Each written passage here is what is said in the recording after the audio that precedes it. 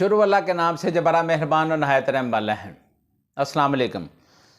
मैं ज़ाहिद अज़ीम अपने चैनल वामर इदारा के साथ आपकी खिदमत में हाज़िर हूँ। नाज़रीन, मुल्क भर में आज ईद उल फ़ितर नहायत मजहबी जोश व जज्बे से मनाई जा रही है। तमाम बड़े शहरों में नमाज ईद के इज्तिमात मुनक़्क़द किए गए और इस मौका पर खुसूसी दुआएँ भी मांगी गईं। आप सबको भी ईद मुबारक हो। हमारे जितने सुनने वाले और देखने वाले हैं उन सबको भी ईद की खुशियाँ मुबारक हों। नमाज ईद के इस मौका के ऊपर हमारे जो सियासी रहनुमा हैं उन्होंने अपने अपने आबाई इलाकों में नमाज ईद अदा की। वज़ीर-ए-आज़म पाकिस्तान ने मॉडल टाउन लाहौर में, सदर पाकिस्तान ने फैसल मस्जिद इस्लामाबाद में, इमरान खान ने ज़मान पार्क लाहौर में और बिलावल भुट्टो ज़रदारी साहब ने गरी खुदाबख्श में नमाज ईद अदा की। इस मौका के ऊपर लोगों से गले भी मिले और मुबारकबाद के पैगामात भी शेयर किए गए।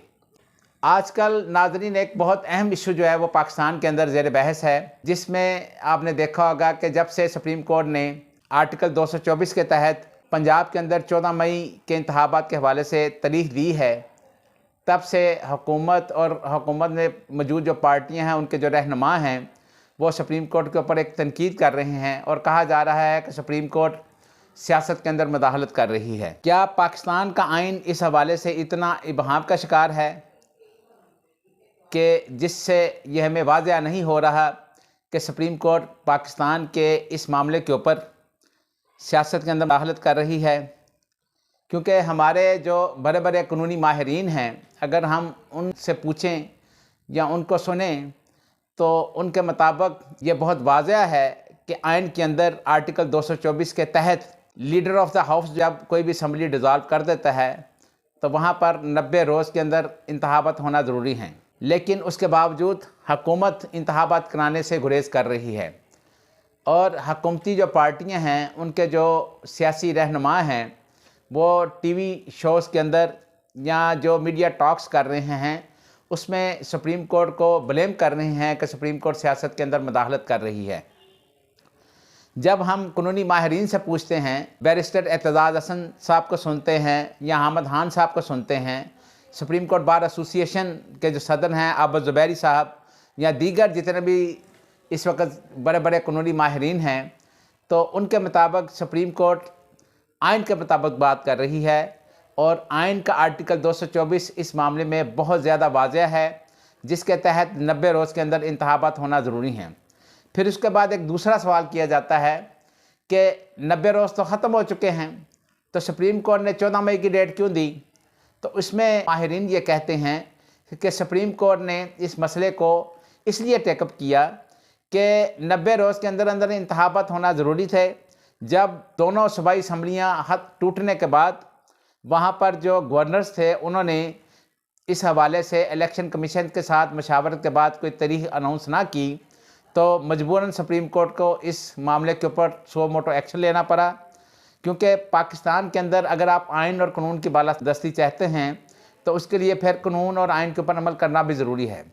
सुप्रीम कोर्ट ने इस मामले के ऊपर सो मोटो एक्शन लेने के बाद जब तमाम पॉलिटिकल पार्टियों को भी नोटिस जारी कर दिए, इलेक्शन कमीशन को भी बुला लिया और उनसे पूछा गया कि आखिर क्या वजह है कि 90 रोज़ के अंदर इलेक्शन क्यों नहीं हो रहे। इलेक्शन कमीशन ने ये वहाँ पर प्ली ली और कहा कि हमें कोई मसला नहीं है, हम इलेक्शन करवाने के लिए बिल्कुल तैयार हैं, लेकिन हुकूमत हमें फ़ंड्स जारी नहीं कर रही और दूसरी तरफ जो मतलूबा सिक्योरिटी है वो भी फराहम नहीं की जा रही। तब सुप्रीम कोर्ट ने सेक्रेटरी ख़जाना, हुकूमत, अटारनी जनरल और जो सेक्रेटरी दिफा हैं उनको तलब कर लिया, उनसे मशावरत की गई, उनको अपने चैम्बर में सुना गया। स्टेट बैंक के गवर्नर भी उस मौका के ऊपर मौजूद थे, उनको भी कहा गया कि अगर हुकूमत फ़ंड जारी नहीं कर रही तो गवर्नर स्टेट बैंक जो है वो direct election commission of Pakistan को 21 अरब रुपए के फ़ंड जारी करें ताकि आइन के मुताबिक मुल्क के अंदर इलेक्शन हो सकें। और इसके लिए सुप्रीम कोर्ट ने थोड़ी सी उसमें गुंजाइश पैदा की कि ठीक है, अगर 90 रोज़ के अंदर अंदर इलेक्शन मुमकिन नहीं हो सके और इदारों ने अपनी ज़िम्मेदारी पूरी नहीं की तो फिर सुप्रीम कोर्ट ने मजबूरन इस मामले के ऊपर खुद एक्शन लेकर 14 मई की डेट का इंतखाब करके अनाउंस कर दिया।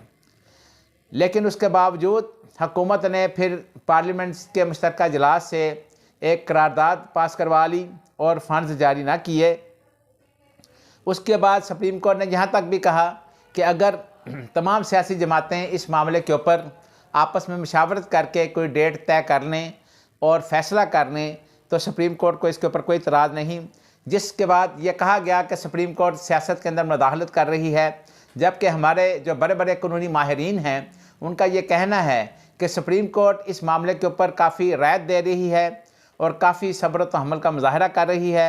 और सुप्रीम कोर्ट के जो चीफ जस्टिस हैं उमर अता बंदयाल साहब, उन्होंने सब्र व तहम्मुल का मुजाहरा करते हुए हुकूमत को बार बार ये मौका दिया कि हुकूमत इस मसले के ऊपर खुद ही कोई सियासी हल निकाल ले, अदरवाइज़ नहीं तो फिर सुप्रीम कोर्ट अपनी एक आइनी ज़िम्मेदारी पूरी करेगी, क्योंकि ये आइनी ज़िम्मेदारी है सुप्रीम कोर्ट के ऊपर। सुप्रीम कोर्ट का ये फ़र्ज़ है कि अगर मुल्क के अंदर कोई गैर आइनी काम हो रहा है और अगर कोई बात नहीं सुनी जा रही तो उसके बाद सुप्रीम कोर्ट उसके ऊपर ज़रूर एक्शन लेगी। ज़ाहिर है ये नहीं हो सकता कि कल को कोई भी हुकूमत बने और वो अपनी मर्ज़ी से इलेक्शन करवाना चाहे और वो कहे जी कि जब हमारा दिल करेगा तो हम इलेक्शन करवाएंगे, तो फिर तो ये आइन के साथ खुला मजाक है। और ये बिल्कुल इस हवाले से ये वाज़ह होना चाहिए कि क्या ये पाकिस्तान के आइन के अंदर नहीं है कि आर्टिकल 224 के तहत 90 रोज़ के अंदर अंदर इलेक्शन होना ज़रूरी है।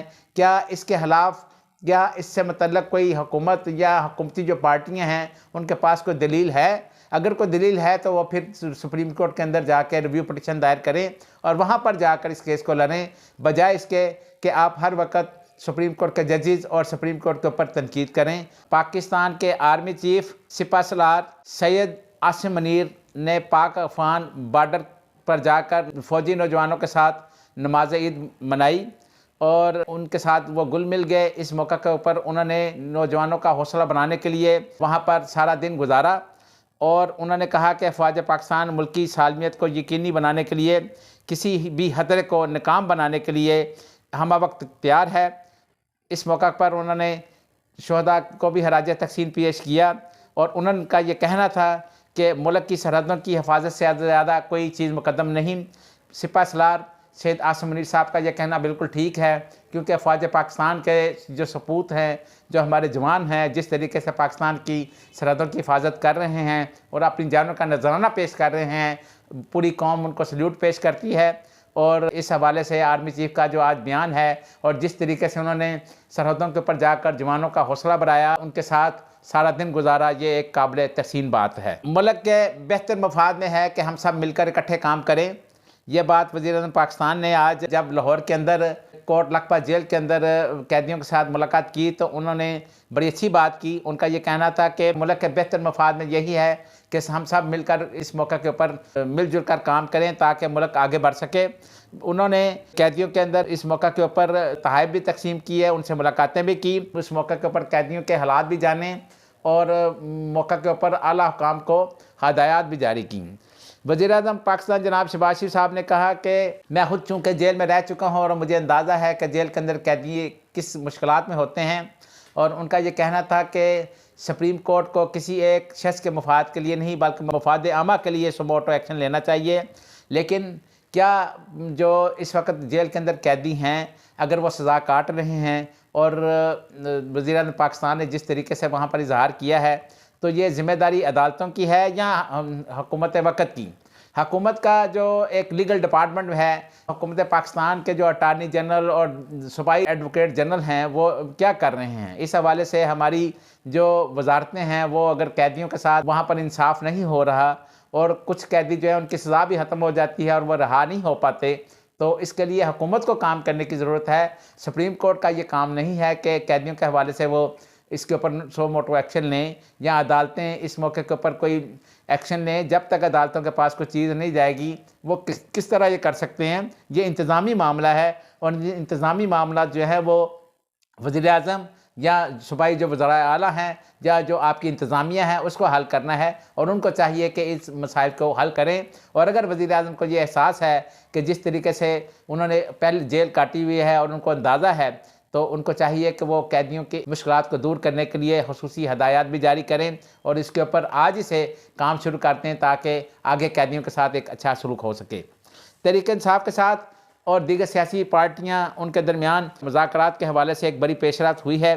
तमाम इत्तेहादी जमातों का एक इजलास 26 अप्रैल को बुलाया गया है, जिसमें वज़ीर-ए-आज़म पाकिस्तान जनाब मियाँ शहबाज शरीफ साहब ने पॉलिटिकल पार्टियों के जो सरबराह हैं उनसे मशावरत के लिए फ़ोन भी किए आज, और उनसे राब्ते भी शुरू कर दिए हैं। जमात इस्लामी के अमीर सिराजुल हक साहब से भी रब्ता किया गया है, और तमाम पार्टियां जो है इस मौके के ऊपर एक मुतफ़िका फ़ैसला करने के लिए आपस में मशावरत करेंगी। लेकिन इससे पहले इत्तेहादी जमातें ये फ़ैसला करेंगी कि तहरीक इंसाफ के साथ मुज़ाकरात होने चाहिए कि नहीं। बाकी तो हमारी इतला के मुताबिक जितनी भी पॉलिटिकल पार्टियां हैं वो इसके हक़ में हैं। पाकिस्तान पीपल्स पार्टी भी चाहती है, MKM, और बाकी जो पार्टियां हैं वो चाहती हैं कि मुल्क के अंदर एक सियासी फ़ज़ा कायम होनी चाहिए। लेकिन मौलाना फ़ज़ल रहमान साहब की जो जमात है जमीयत उलमा इस्लाम, या मौलाना फ़ज़ल रहमान साहब ख़ुद जो है वो शायद इमरान खान से मुज़ाकरात के हक़ में नहीं है। और देखें, ये अब 26 अप्रैल को जब वज़ीर-ए-आज़म पाकिस्तान एक मशावरती इजलास बनाएंगे तो बाद में पता चलेगा कि ये किस तरफ जाता है। इस हवाले से तहरीक इंसाफ के जो रहनुमा महमूद कुरैशी साहब ने भी बयान जारी किया है।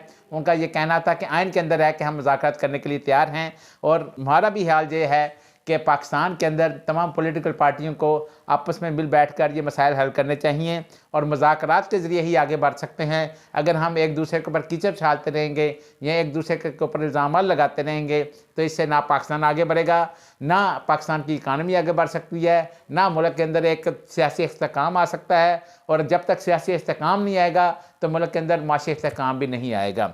अगर आपको हमारी ये वीडियो पसंद आई हो तो नीचे दिए गए सब्सक्राइब के बटन को प्रेस करके अपने चैनल का हिस्सा बने। अल्लाह ताला हम सब का हामी नासिर हो।